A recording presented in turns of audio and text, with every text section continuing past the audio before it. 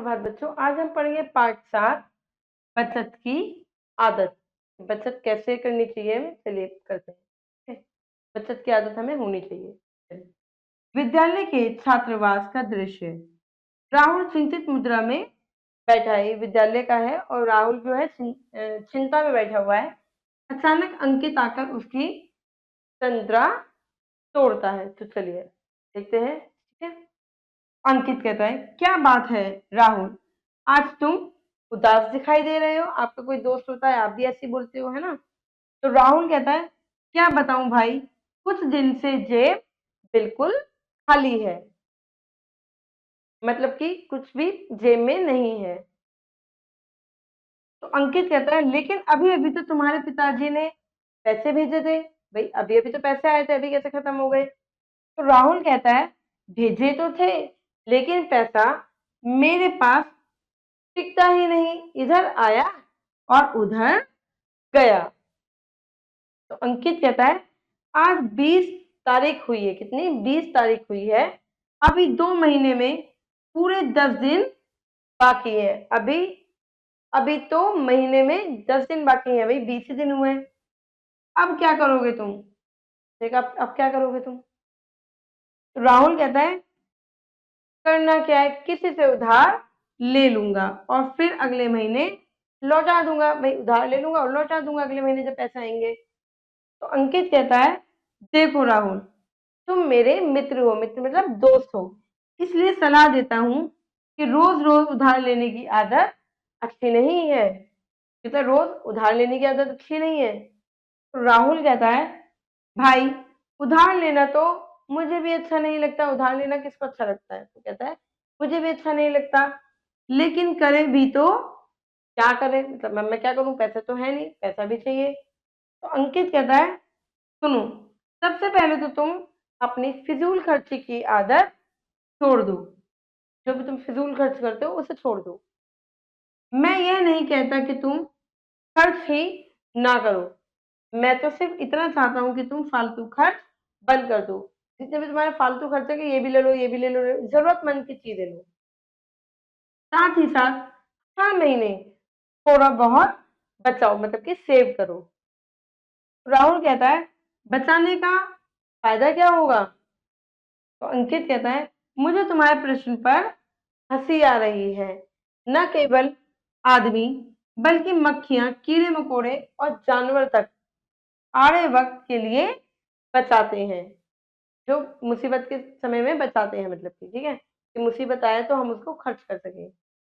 कुत्ते के पास ज्यादा रोटियां आ जाती हैं तो वह उन्हें छुपाकर रख देता है कि जब भूख लगेगी तब खा लूंगा, क्या पता उस टाइम ना खाने को मिले। और जब भूख लगती है तब निकाल कर खाता है।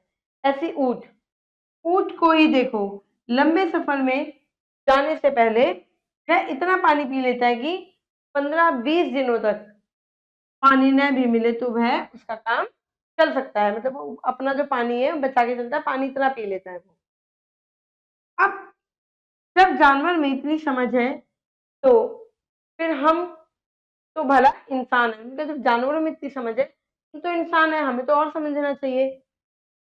तो राहुल कहता है, बात तो तुमने ठीक कही, लेकिन यह तो बताओ कि कैसे बचाए पैसे। तो अंकित कहता है, सीधी सी बात है, पैसा हाथ में रहता है तो खर्च हो जाता है। भाई पैसा आज है, आज अगर आपके पर्स में पैसा है और आप मार्केट चले जाओ तो खर्च हो जाएगा, है ना। तो हाथ में रहेगा तो खर्च हो जाएगा। इस बार जैसे ही पैसे आए, चाट खाने में जाकर तुम बचत खाता खोल लो। ठीक है, जैसे ही पैसा आए तुम बचत खाता खोल लो, एक सेविंग अकाउंट खोल लो। मतलब ना पैसे हाथ में होंगे न खर्च होंगे, भाई वहां चले जाएंगे पैसे। तो राहुल कहता है, अच्छी बात है, इस बार पैसा मिलने पर ऐसा ही करूंगा। तो फिर अंकित कहता है, एक बात और सुनो राहुल, यदि इस तरह हम सब थोड़ा थोड़ा पैसा बचाकर स्कूल में एक सरकारी समिति बना सके, मतलब कि थोड़ा थोड़ा पैसा बचा एक सरकारी समिति बनाओ तो बड़ा अच्छा होगा। तो राहुल कहता है, सरकारी समिति से क्या होगा भाई, इससे क्या होगा? ठीक है, समिति से क्या होगा? तो अंकित कहता है, हर विद्यालय में कुछ ना कुछ रकम लगेगा, मतलब हर विद्यार्थी हर विद्यार्थी इसमें कुछ ना कुछ रकम रकम जो है लगाएगा, कुछ ना कुछ पैसा लगाएगा। इस तरह इकट्ठी हुई रकम से हम सरकारी भंडार चलाएंगे। ठीक है, जिसमें क्या होगा, वस्तुएं, जिसमें विद्यार्थी के उपयोग की वस्तुएं रहेंगी, जो भी विद्यार्थी, जो भी स्कूल के बच्चे यूज करते हैं, उपयोग में करते हैं। बिक्री से जो लाभ होगा हम राष्ट्रीय बचत योजना में लगाएंगे। हमारे देश को विकास योजनाओं के लिए सबसे अधिक धन की आवश्यकता है, सबसे अधिक पैसे की आवश्यकता है। तो राहुल कहता है हमारे मुट्ठी भर पैसों से भला देश की क्या मदद हो सकती है। हमारे जरा से पैसों में क्या होगा, देश की मदद होगी। अंकित कहता है राहुल मत भूलो कि बूंद बूंद करके ही घड़ा भरता है। हमारी तरह यदि सब लोग बचाने लगे और बचाया हुआ धन विकास योजनाओं में लगाने लगे तो दूसरे देश के सामने हाथ ही न फैलाना पड़े। भाई वो ये कहता है कि बूंद बूंद से घड़ा भरता है, ये मत भूलो। और हमारी तरह यदि सब लोग बचाने लगे और बचाया हुआ धन, जो बचाया हुआ धन है वो विकास योजनाओं में लगाने लगे तो दूसरे देश के सामने हाथ नहीं फैलाने पड़ेंगे। तो राहुल कहता है तो फिर इसे जल्दी क्यों ना शुरू किया जाए, तो जल्दी शुरू करो। इस पर अंकित कहता है तुम्हें यह जानकर आश्चर्य होगा कि अब तक यह सरकारी योजना में 15 विद्यार्थी नाम लिखवा चुके हैं, मतलब कि 15 स्टूडेंट जो हैं नाम अपना लिखवा चुके हैं कि वो कुछ राशि जमा करेंगे। तो राहुल कहता है अच्छा, तो अपनी इस योजना में तुम मेरा नाम भी लिख लो कि मैं भी करूंगा। तो अंकित कहता है मुझे तुमसे यही उम्मीद थी राहुल, पैसे आते ही पैसे डाकघर में जमा करा देना, जैसे आपके पैसे आएंगे वैसे आप डाकघर में जमा करा देना, इससे पैसे भी बच जाएंगे और खर्चा भी नहीं होगा। फिर देखना थोड़े दिनों में ही तुम्हारे पास अच्छी खासी रकम जमा हो जाएगी। और हमेशा याद रखो आज की बचत कल की सहूलियत, मतलब आज अगर बचत करोगे कल तुम्हारे दुख समय पर काम आएगा। चलिए बच्चों करते हैं अभ्यास। सही विकल्प चुनकर गोला भरना है, हम यहीं पे टिक करेंगे। सरकारी योजना में कितने विद्यार्थी नाम लिखवा चुके थे, 15। कितने विद्यार्थी, 15 विद्यार्थी। राहुल के दोस्त का नाम क्या था, अंकित। क्या नाम था, अंकित।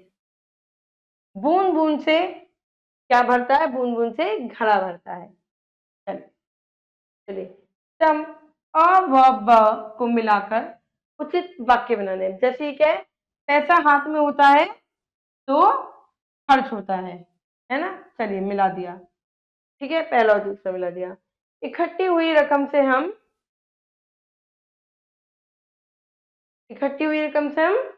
सरकारी भंडार चलाएंगे। ठीक है, ओके। सबसे पहले कि तुम अपनी फिजूल खर्ची की आदत छोड़ दो, ये वाक्य बन गया। अब मैं तो सिर्फ इतना चाहता हूं कि तुम फिजूल खर्च बंद कर दो। अब हमेशा याद रखो कि आज की बचत कल की सहूलियत। चलिए बच्चों करते हैं रिक्त स्थान, निम्नलिखित रिक्त स्थानों की पूर्ति कीजिए।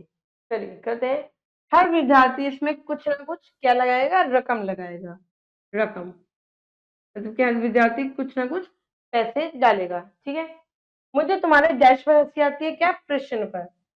प्रश्न कि उसने पूछा था ना, पैसे नहीं थे कि भाई जोड़ के क्या होगा, है ना।